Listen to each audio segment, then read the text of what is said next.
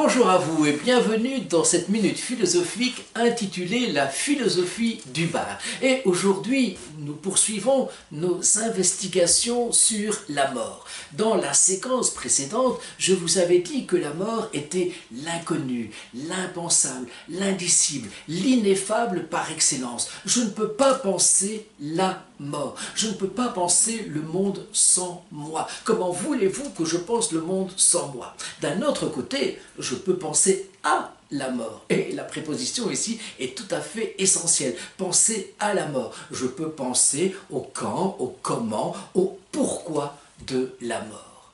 Pourquoi? En un seul mot. Je ne sais pas pourquoi on est, je ne sais pas pourquoi on vit, je ne sais pas pourquoi on meurt. Mais ma petite conclusion était de vous dire que si je ne mourrais pas, je mourrais de ne pas mourir, puisque c'est la mort qui donne encore une fois à la vie toute sa densité, toute sa compacité. Vous retirez la mort de la vie, vous supprimez toute vie finalement.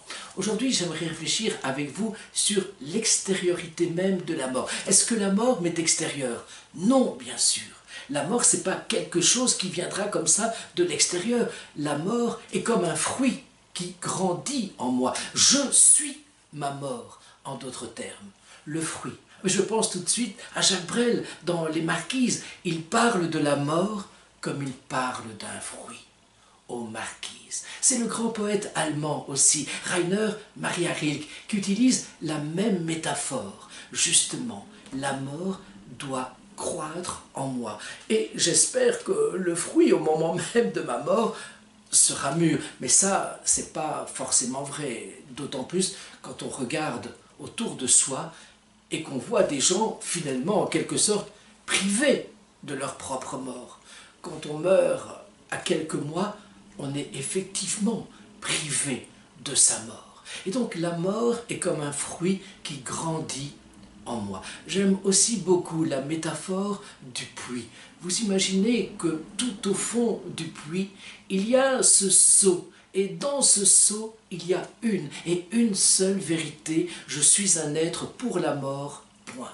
Et peut-être que toute notre vie, et peut-être que l'acte même de philosopher est celui-ci, à savoir tourner la manivelle et accéder tout doucement, progressivement, à cette vérité. En d'autres termes, commencer à apprivoiser la mort, à créer des liens d'intimité, en quelque sorte, avec sa mort.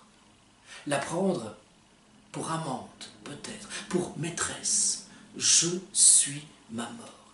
Tisser des liens avec elle, et pas tomber dans une névrose ni quoi que ce soit, mais au contraire, l'aimer, dans une certaine mesure, bien sûr, puisque, encore une fois, la mort est révoltante, mais si la mort alourdit mon existence, la mort peut aussi l'alléger, bien sûr. Pourquoi? Parce que, face à la mort, finalement, tout apparaît bien dérisoire, bien illusoire.